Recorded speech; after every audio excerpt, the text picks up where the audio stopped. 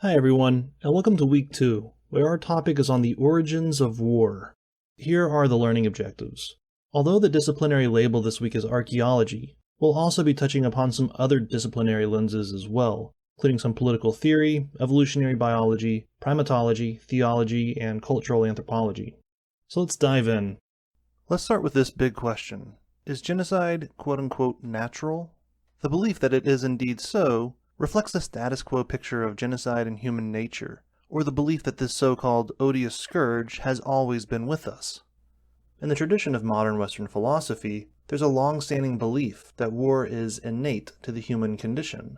For example, consider Thomas Hobbes' famous aphorism about the so-called state of nature as a state of constant warfare. More recently, the esteemed biologist E.O. Wilson has figuratively given this assumption a stamp of approval from the world of science. So the common assumption is that genocide, war, violence, and aggression are all quote-unquote natural, or products of nature. That is what I mean by the natural thesis, where the inverted commas invite an ironic reading. I mean, there are a lot of things in our world, including war and genocide, that are just taken for granted as somehow natural, like that's the way it's always been. But such things are neither timeless nor universal. They are often, in fact, artificial and contingent, produced by humans under certain conditions. So there's a tool from critical theory called problematization that we can use to diagnose assumptions like this, where the existence of things like war and genocide are taken for granted as somehow self-evident and natural. By taking such status quo assumptions for granted, we risk inadvertently reproducing the otherwise contingent conditions that produce such problems in the first place. So, the genocide is natural assumption performs a hidden ideological function that not only justifies genocide and mass violence, but it also creates an unfortunate self-fulfilling prophecy. Because if war, and by extension genocide, are both natural, then there's little point in trying to prevent, reduce, or abolish it. So, for example, in the mid-1990s American political debate over what to do during the Bosnian genocide, this book on the bottom right by journalist Robert Kaplan was credited with dissuading the Clinton administration from intervening because it affirmed the belief that the Balkan conflicts were driven by quote-unquote ancient hatreds, so there was no good reason to get involved. We'll critique this ancient hatreds argument from multiple perspectives over the coming weeks. Another problem with this assumption is terminological. As we'll see, it's one thing to talk about violence and aggression as part of human nature, but it's quite another to say the same for war and genocide, the latter of which involve a requisite level of social organization. We'll come back to this point shortly, when we explore the archaeological record for war. Yet even if the origins of genocide are relatively recent, we still have to ask, just how far back do we have to go in order to trace the origins of genocide? There are at least 3 distinct propositions. First is the argument that genocide is a regular feature of humanity, going back to the origins of Homo sapiens about 200,000 years ago. This assumption is widely stated in the literature. Second is the argument that genocide is a product of our animal nature. This begs the question, are humans the only animals that commit genocide? We're certainly not the only species that kills its own. A recent study of violent behavior in more than 1,000 mammal species surprisingly found that meerkats are the most murderous. Scientists have also documented rival ant colonies waging massive pitched battles against each other. And of course, perhaps the most famous research on animals and aggression dates back to Jane Goodall, who saw a once unified community of chimpanzees split into competing subgroups that ostensibly went to war with one another. Finally, we have my preferred argument, which is that the origins of genocide are relatively recent in the deep history of humanity, dated only in the context of the Neolithic Revolution that began no sooner than 10,000 years ago. We're not biologically hardwired for genocide. If there's any hardwiring for genocide that's going on, it's at the relatively advanced social level of civilizations. Yet, even if the origins of genocide are relatively recent, its roots, or precursors, may still go back further. James Waller introduces the interdisciplinary approach of evolutionary psychology, which we can use to help search for these deep roots. Waller begins by briefly tracing the intellectual history of the idea of human nature in Western philosophy and science. Long story short, this intellectual history has wavered between 2 extremes. On the one hand, we have the classic anthropocentric bias of Cartesian dualism, whereby humans are categorically different from and superior to all other animals. On the other hand, we have the opposite extreme of Darwinism and psychoanalysis, whereby human behavior is said to be governed by our essentially animalistic instincts. Waller presents the interdisciplinary program of evolutionary psychology to mediate these two extremes and to bridge the gap between the natural and social sciences. The implication of this approach is that some of the deep roots of genocide, although not genocide itself per se, and by the way, that's an important distinction between the roots or precursors of genocide and the act itself. Anyways, some of the roots of genocide can be traced back to our deep evolutionary heritage. But in order to understand that, we need to understand the core principles of evolutionary psychology. It begins with the premise that the human brain is like an information processing machine that's been designed by natural selection to solve adaptive problems faced by our hunter-gatherer ancestors. In fact, about 99% of our species' evolutionary history has been as hunter-gatherers. The advent of large-scale societies is only a relatively recent phenomenon, within the past 10,000 years or so. So why is this a problem? What does Waller mean by maladaptive behaviors? He says that some universal reasoning circuits that were designed to adapt to the hunter-gatherer context can lead to maladaptive behavior in response to contemporary environmental context. Waller identifies three such maladaptations in particular. First is the nearly universal tendency to judge other societies through the values and standards of one's own. And this isn't necessarily an inherently violent tendency. At a minimum, we all invariably have our fair share of mild ethnocentrism. This is a natural consequence of socialization. But when taken to the extreme, ethnocentrism can bleed into hatred and a superiority complex. Racism, for example, is an extreme form of ethnocentrism. The second trait from our evolutionary inheritance is xenophobia, or the fear of strangers. This is often seen as the flip side of ethnocentrism. There is no quote-unquote us without a corresponding them to oppose. Although anthropologically speaking, this isn't always the case. That is to say, not all human groups are predicated upon the demarcation of a strict internal-external boundary. In any case, xenophobia is also not necessarily a bad thing. After all, we tell our children not to talk to strangers. Again, it's when this trait is taken to the extremes that's the problem. In our modern context, nativism is an extreme form of xenophobia. Finally, there is the tendency to desire social dominance. Most socially inclined organisms tend to demonstrate some sort of pecking order, from ant colonies to wolf packs. Many times, dominance is asserted through aggressive behavior without leading to murder. So for example, think about how a subordinate dog or wolf will lie belly up to submit to an alpha male, flashing his teeth and growling. That type of performance reflects an inbuilt inhibitory mechanism that de-escalates aggressive and potentially violent confrontations. Yet we don't have that type of mechanism. Anatomically modern humans, quite frankly, aren't that strong. Unlike other animals, our bodies aren't naturally designed to kill. In fact, we're actually quite fragile. As such, there's no evolutionary need for strong inhibition mechanisms. But the problem is that we have technologies that make killing increasingly easy. Thus, the argument here is that there's a discrepancy between our modern technologies and our Stone Age minds, to put it crudely. But, as noted, it's one thing to talk about the deep evolutionary roots of aggression and violence, and it's entirely something else when we talk about war and genocide. Anthropologist Douglas Fry makes this point about terminological slippage, as many scholars who locate the deep historical origins of war are really talking about other forms of intrapersonal violence, such as blood revenge or feuding. And it's not the same as war. So, what is war? Here you see Brian Ferguson's definition, and from this we can derive several key criteria. First, warfare is socially organized, as it involves some level of coordination to launch attacks and wage campaigns. Secondly, it requires a degree of technological capability. Remember, humans aren't anatomically designed to kill, so warfare necessarily involves armed conflict, that is, fighting with weapons, even rudimentary ones. Finally, warfare is between two or more politically independent communities.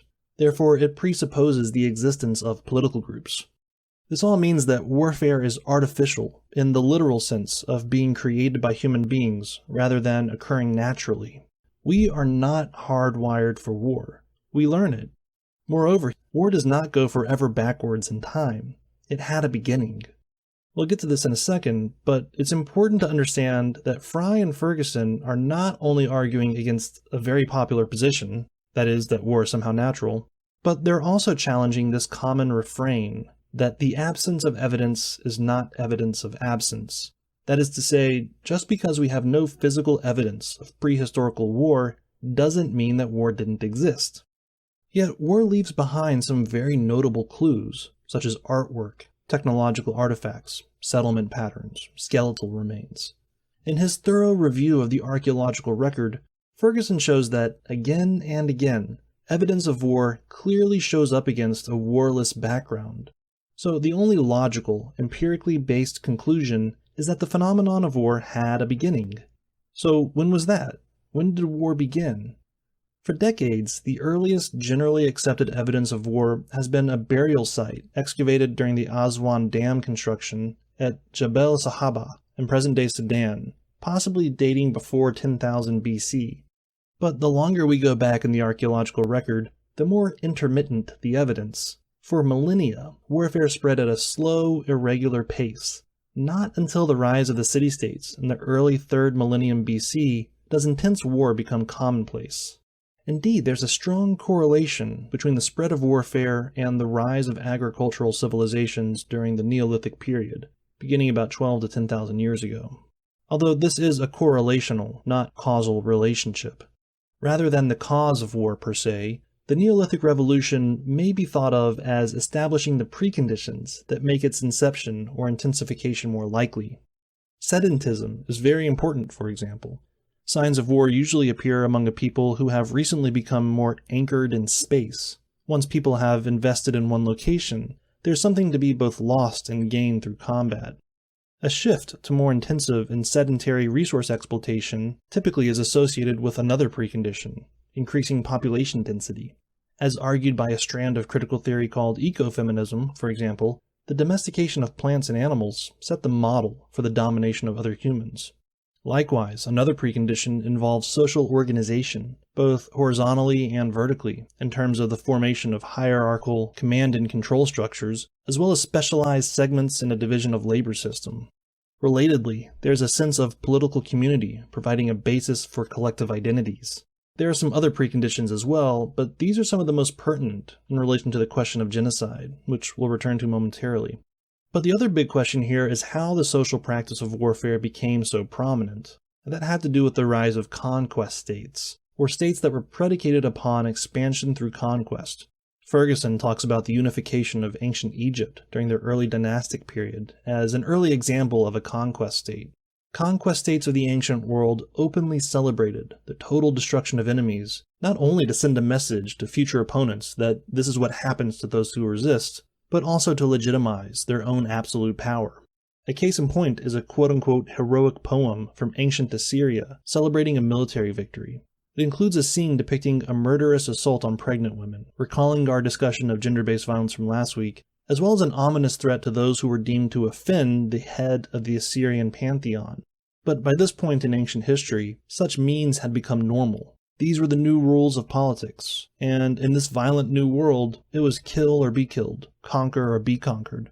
And that's perhaps an oversimplification of a more complex reality, but once warfare entered the scene, you either had to play by the new rules or risk destruction. That's how warfare became naturalized. It was in this deep historical context that we can make sense of the many different forms of violence in the Bible. Recall the important methodological premise that history is a literary artifact. I made this point in my Week 4 video lecture for the Doctoral Writing and Research Seminar, on the slide pertaining to postmodern historiography, which is built upon the fundamental distinction between the past, i.e. reality, or the past as it really was, and history, i.e. discourse about the past. History, in the latter sense, isn't discovered, but invented. You may recall that we then went on to discuss the principles of emplotment, or the assembling of historical facts via storytelling techniques. See a link in the description box. Anyways, this methodological discussion pertains to biblical stories of mass violence. So on the past side of the distinction, we have the various forms of violence depicted in the Bible, reflecting the ancient cultural milieu from which they derived.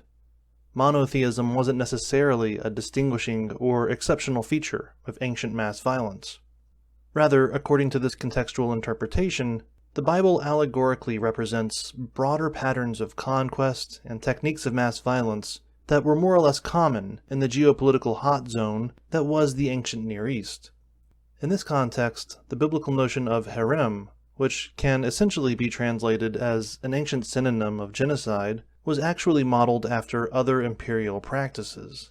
For example, the Assyrian Empire was a progenitor of modern-day ethnic cleansing. Indeed, many cultures valorized and sanctified various forms of violence as a means of ethnogenesis, or the creation of groups, and the origin stories of many groups share a common feature in stories of prior victimization. This will be an important theme over the course of the semester, as historical narratives of victimization become powerful motivators for political agency. Anyways, whereas this slide deals with the past, i.e. reality, this slide deals with history, i.e. discourse about the past. In other words, the historicity or historical accuracy of the Bible isn't the point here. Rather, what matters most is how biblical texts have set precedents, patterns, and norms for the future. So whereas the previous slide emphasized a contextual reading of the biblical practice of herem, this slide emphasizes how the text itself has subsequently been used to sanction mass violence. Reception history is an approach that combines intellectual history with literary theory, particularly with a brand of reader response criticism that focuses attention on the audience rather than the author of a text. So as far as the Bible is concerned, we can map out various readings or changing understandings of the herem text throughout the ages. For example, during the Middle Ages, it was common to read such text figuratively, as in wars that are fought internally or spiritually, like wars against sin and the total eradication of vices. But more violent readings of the herem text were invited by the European encounter and conquest of non-Christian others, beginning with the Crusades and running all the way through New World colonization. Our discussion at this point is situated in the broader literature on religion and violence, the historiographical review of which reveals at least 4 general varieties or types of relationships between religion and violence, including religion as a motivating or legitimating force for perpetrators of mass violence, religion as a target of genocidal attack, but also a source of comfort for the victims, religion as a brake against mass brutality via acts of altruism and rescue, and religion as a healing or concealing factor in post-genocidal situations. We're particularly interested in the first category, which has a long pedigree in genocide studies. Within this general category of scholarship, we can identify the scapegoating mechanism as a specific feature in which an individual or a group projects their own insecurities onto others and displaces any blames for their own misfortunes on these others. We'll come back to this in-group, out-group dynamic next week, when we discuss social identity theory as an underpinning of genocide. Okay, and that's it. As usual, we have our discussion form assignments. Also, keep your annotated bibliography assignment up to date. Like I said, don't wait until the end. And remember, we have a historiographical essay due at the end of the semester as well. I'll talk more about that next week, but you really need to settle on a topic. Reach out to me if you want to talk more about it. In any case, thanks for listening, and I'll see you next time.